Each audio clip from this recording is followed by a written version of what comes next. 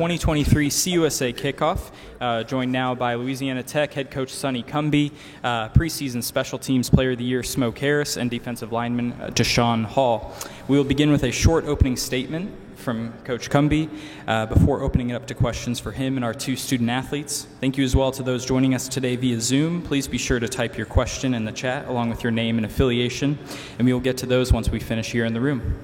After you, Coach. Well, on behalf of Louisiana Tech, President Geis, Dr. Wood, our coaching staff, we're really excited as an institution to be here today for the Conference USA Media Days. Thanks to Commissioner McLeod, Trey Stallings, and everyone involved in Conference USA for putting on this event at a world-class facility. This is an unbelievable facility. I was here about 2 weeks ago with my boys. They're 10-7, so we were here a couple weeks ago. Got to watch the Rangers and Astros play, and then for us to be able to be here as a conference and to have our media days here, it's a really big-time event. And so our football program's really excited for this season. I think Conference USA, when you look at the landscape of our conference, when you add a Liberty, really with one of the hottest head coaches really in all of Group of Five over the last 3 to 5 years was Jamie Chadwell, and now he's the head coach at Liberty, a great football program. Jacksonville State with Coach Rodriguez, who has been successful everywhere he's been. You have Jerry Kill, who's notorious for rebuilding programs and did a phenomenal job last year at New Mexico State and leading those guys to a bowl game. And then you have Sam Houston State, which won a national championship in 2020. So this league is strong.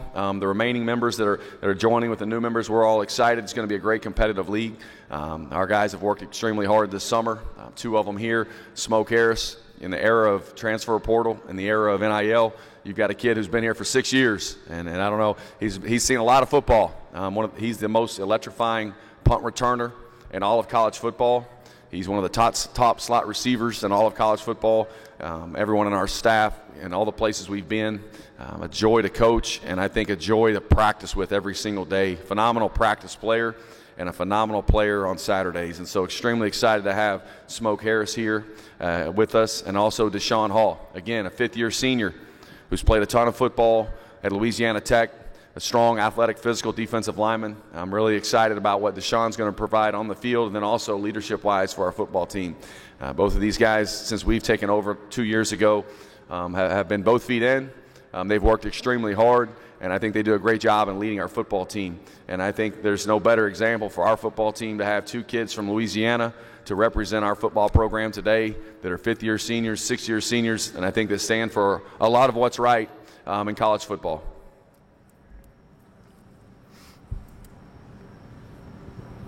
Matt Bellinson, Ruston Daily Leader. You kind of mentioned there in your opening statement, Coach, but I'm curious, a lot of the talk this offseason has obviously been the 19 transfers you brought in, but these guys have been here through this transfer portal area. I'm curious, since you've been in this Group of 5 level, how much have you learned just how important that is to keep guys that have been on this roster and have been productive? I guess how important is it to keep them in the fold as you obviously try and build this program back up?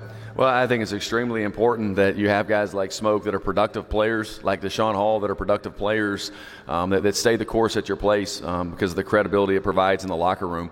We have really, in particular on defense, we've had a huge roster turnover. We've brought in a lot of new players. We've really brought in 45 transfers, high school kids, junior college kids. When you add in all those 3 together to the remaining 40 players on our team, and I told our football team this last night, is that the 40 players that were with us in January and February, those are going to be the rock and the foundation of our team. And as we add our team together with the new players, you have guys like Smoke and Deshaun that are able to bring those guys into our locker room and into really the environment that we've tried to create within this last year. And so I think it speaks to their character in terms of their perseverance. And they've gone through a lot of highs and a lot of lows, individually and collectively as a team.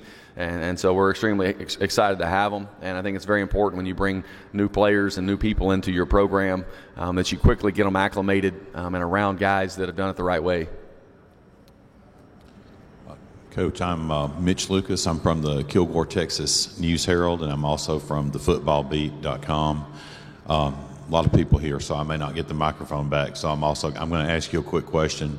I'm going to ask Smoke and Deshaun a follow-up question, if you don't mind. To you, this is kind of a softball question, but it's an important one.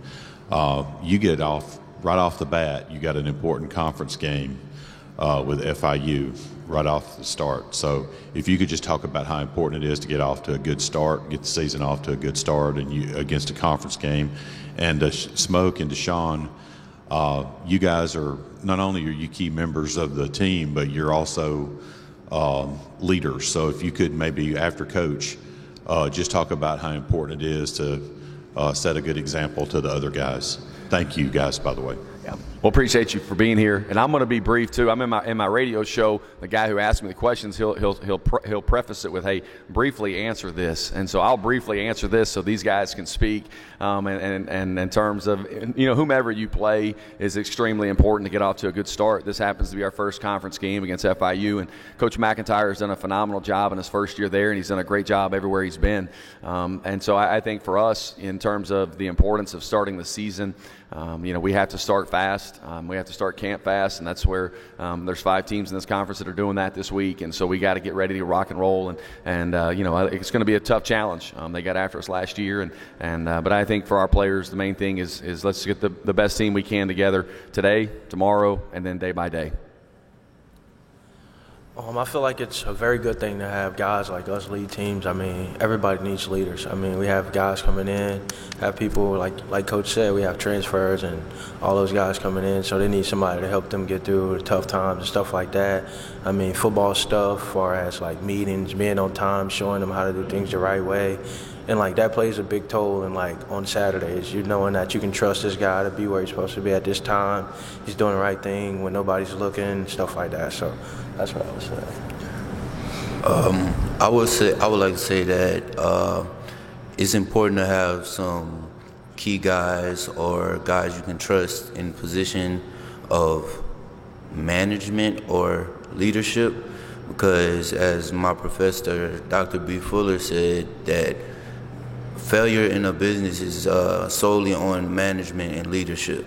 It is our job to show the way that we wanted things to be done and the way things should be done, the way we expect it to be done in order to reach our common goal.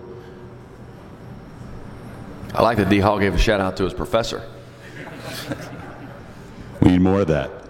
Chris Mykowski with ESPN Plus. Coach, when you look at your schedules from last year and this year, we talked about it with FIU to open this season, opened at an SEC opponent last season. Would you prefer, as you work on future schedules, to have maybe an easier on-ramp playing an FCS team to open up a season, or do you like the intensity and the focus maybe that it brings in preseason practice, opening up with a difficult schedule like this? Yeah, I think that you have to be careful, in terms of who you schedule. Anybody nowadays. I mean, there's so many good football teams, and there's really not as many easy roads as you would like. There's not a layup out there, and so scheduling wise, it's going to be a tough opponent. Really for us, whomever we schedule, because there's such a high quality. I think you see with the transfer portal and the ability from high school recruiting for teams to build their roster that way. Now also there's a higher level of high school player that maybe some programs are able to get. And so roster-wise, schedule-wise, I think that right out the gate, I think our guys are excited just because you have a chance, whether it's an SEC opponent, it's a non-conference, whether it's an FCS opponent, non-conference, or it's a league opponent from Conference USA. I think these two guys are very competitive, and I think that when you've gone through fall camp 5 and 6 years like these guys have, I think just the knowing that, hey, the competition right out the gate is so important. I think it does stoke the fire a little bit more during fall camp. Question from Zoom here. Joe Londergan from Athlon Sports. Question for Smoke. How does it feel to be tabbed as a special teams player of the year in the league? To be honest, I don't really look at preseason accolades. I mean, I was always told growing up, don't take the cheese. So, I'm going to keep grinding. I'm not worried about no preseason accolades. So. Coach James Techley at White Red Sun. First, I want to offer my condolences on the loss of your former coach, mentor, and friend, Mike Leach. And it's kind of more of a clinic question than a days question, but when your offense focuses on distributing the ball among 4 receivers and a running back in the passing game, and keeping that balance, and yet you have a mismatch like Smoke Harris at wide receiver, how do you balance distribution versus exploiting a mismatch in your game plan? Well, I appreciate you offering your condolences. I think that college football, as we all know, it's lost a great coach, a great leader, and then really somebody obviously that a lot of people enjoyed watching on every single Saturday or whenever his teams played. So and impacted the game. I think offensively, it's obvious, but I think from a defensive standpoint, did a phenomenal job of really how teams play defensive football. I think they had to evolve with what Coach Leach did. I think ball distribution is huge. I think that within the flow of our offense, I think that we tend to get the receivers involved, the running backs involved. But when you have players like Smoke Harris, when you've got a Cyrus Allen, I think we have a couple other guys that are going to hopefully emerge this fall. Our tight ends, I'm really excited about. Our running backs, our room is really bolstered with the guys coming back, and then with a guy like Tyree Shelton. You want to be able to get those guys the ball in space, and football is really overcomplicated by coaches a lot of times. It's really not that hard. Get the ball to Smoke, and there's a play concept we ran last year, and I don't think there was one time where in the open field that he was tackled on it, and he did a phenomenal job of breaking tackles. And so we try not to clutter it too much. Get those guys the ball in space and let their abilities and gifts take over.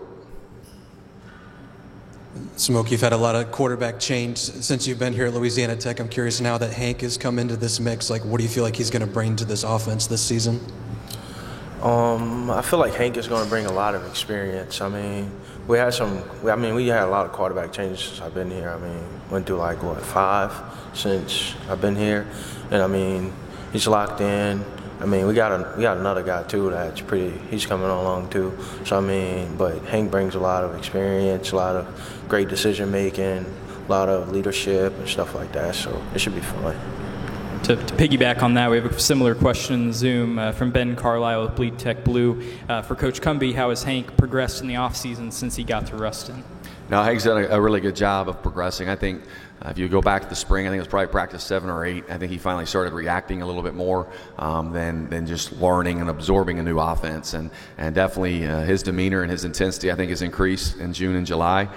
And I think that now he's more in reaction mode than he is in learning mode. And so he's done a really good job, I believe. And these guys will probably tell you within the locker room of coming in and being a great teammate and being a part of our football team.